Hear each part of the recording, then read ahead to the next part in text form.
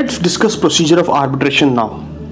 Friends, जब भी दो पार्टीज के बीच कोई डिस्प्यूट होता है तो दोनों पार्टीज को उस डिस्प्यूट को लेकर अपना अपना वर्जन होता है, अपनी अपनी स्टोरी होती है। दोनों पार्टीज को लगता है कि वो सही है और दूसरा गलत। इसीलिए आर्बिट्रेटर को दोनों पार्टीज को सुनना जरूरी है सो दैट वो इम्पार्शियल होकर गलत और सही का फैसला कर सके। अब पार्टीज अपनी बात आर्बिट्रेटर को कैसे सुनाएंगी?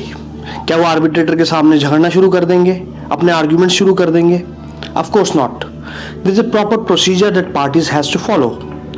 सबसे पहले जिस भी पार्टी को कंप्लेंट है दूसरे के अगेंस्ट, वो एक स्टेटमेंट ऑफ क्लेम सबमिट करेगी आर्बिट्रेटर को। इस पार्टी को हम कहते हैं क्लेमेंट। अब स्टेटमेंट ऑफ क्लेम क्या होती है? स्टेटमेंट ऑफ क्लेम एक रिटन डॉक्यूमेंट होता है जिसमें एक पार्टी डिस्प्यूट के फैक्ट्स, पॉइंट्स ऑफ इशू और जो भी क्लेम या रिलीफ उस पार्टी को चाहिए वो उस स्टेटमेंट ऑफ क्लेम में स्टेट करती है। अब स्टेटमेंट ऑफ क्लेम मिलने के बाद आर्बिट्रेटर दूसरी पार्टी को अपॉर्चुनिटी देता है अपना डिफेंस फाइल करने के लिए। इस पार्टी को हम कहते हैं रिस्पोंडेंट। डिफेंस स्टेटमेंट में पार्टी अपने एक्शंस को जस्टिफाई करेगी और आर्बिट्रेटर को कन्विंस करने की कोशिश करेगी कि वो गलत नहीं है। अब डिफेंस फाइल करने के बाद अगर क्लेमेंट को कुछ और कहना हो तो वो एक और डॉक्यूमेंट सबमिट करके अपनी बात कह सकता है। इस डॉक्यूमेंट को हम कहते हैं रीजॉइंडर। सिमिलरली रीजॉइंडर फाइल करने के बाद हो सकता है अब रिस्पोंडेंट को कुछ और कहना हो तो रिस्पोंडेंट भी एक रिटन डॉक्यूमेंट सबमिट करके अपनी बात कह सकता है। इस डॉक्यूमेंट को हम कहते हैं सर रीजॉइंडर। तो इसी तरह से पार्टी सारे फैक्ट्स और अपनी बात आर्बिट्रेटर के आगे रखेंगी। अब चलिए देखते हैं कि आर्बिट्रेशन एंड कंसिलिएशन एक्ट क्या कहता है इस बारे में। Section 23 says, within the period of time agreed upon by the parties or determined by the arbitral tribunal, the claimant shall state the facts supporting his claim, the points at issue, and the relief sought. The respondent must then state his response. Clear है? यही discuss किया था अभी, right? अब इसके आगे section 23 कहता है कि दोनों पार्टीज अपनी अपनी स्टेटमेंट्स के अलावा कोई और डॉक्यूमेंट या एविडेंस भी सबमिट कर सकती हैं जो कि उनकी स्टेटमेंट को सप्लीमेंट करता हो या जो डिस्प्यूट के लिए रेलेवेंट हो।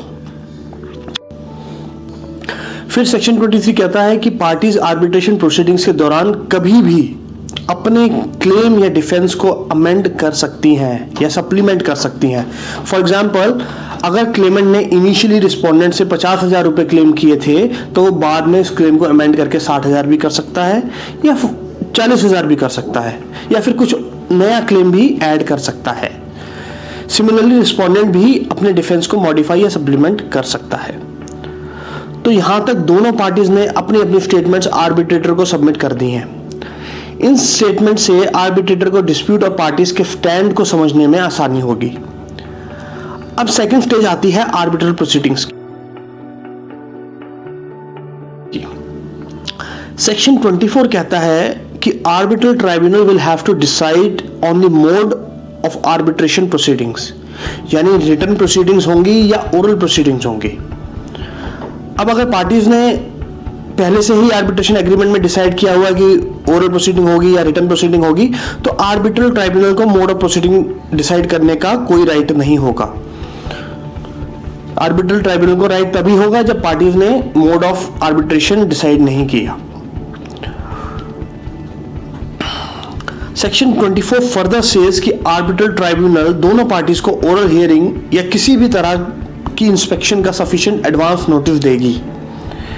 सेक्शन 24 ऑल्सो सेज कि आर्बिट्रल ट्राइब्यूनल को जब भी किसी पार्टी से कोई डॉक्यूमेंट्स या रिपोर्ट्स रिसीव होती है तो आर्बिट्रल ट्राइब्यूनल उसका नोटिस दूसरी पार्टी को भी देगी ताकि कोई भी पार्टी अंधेरे में ना रहे और आर्बिट्रल ट्राइब्यूनल और आर्बिट्रल प्रोसीडिंग्स एक फेयर और जस्ट वे में कंडक्ट हो।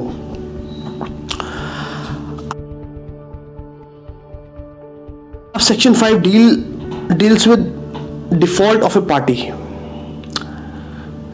अब इस सेक्शन में 3 तरह के डिफॉल्ट्स बताए गए हैं। फर्स्ट, अगर Clement fails to file his statement of claim within the agreed period of time। अब अगर क्लेमेंट ने अपना क्लेम ही फाइल नहीं किया तो इसका मतलब है कोई डिस्प्यूट ही नहीं है, यानी जब क्लेमेंट को रिस्पोंडेंट से कुछ चाहिए ही नहीं तो फिर आर्बिट्रेशन किस बात की। तो ऐसी सिचुएशन में arbitral tribunal will terminate the arbitration proceedings. Second type of default could be when respondent fails to file his statement of defense. This means claimant ने तो अपनी statement of claim तो फाइल कर दी है, बट रिस्पोंडेंट ने उसके against कोई भी स्टेटमेंट ऑफ डिफेंस सबमिट नहीं करी है. तो इस सिचुएशन में आर्बिट्रल ट्राइब्यूनल क्या करेगी? Arbitral tribunal x Partey proceedings continue करेगी और अपना डिसीजन दे देगी. एक्स पार्टे का मतलब है only after hearing one party. इस प्रोविजन के पीछे लॉजिक ये है कि अगर रिस्पोंडेंट अपना डिफेंस फाइल नहीं करता तो उसका मतलब यह है कि रिस्पोंडेंट क्लेमेंट के क्लेम से एग्री करता है और अकॉर्डिंगली आर्बिट्रल ट्राइब्यूनल सिर्फ क्लेमेंट को सुनकर अपना डिसीजन दे सकती है. Right. Third type of default है when a party fails to appear at the oral hearing, या फिर कोई पार्टी अपनी स्टेटमेंट को सपोर्ट करने के लिए कोई डॉक्यूमेंट्री एविडेंस प्रोड्यूस नहीं कर पाती. तो ऐसी सिचुएशन में भी आर्बिट्रल ट्राइब्यूनल में continue arbitral proceedings ex parte and make the arbitral award. But there is one important thing to note here. In all these three situations, if a party has sufficient cause for such default, then arbitral tribunal cannot proceed ex parte and will have to allow the other party to present his case. Sufficient cause means a reasonable and a valid excuse of not doing something. Clear?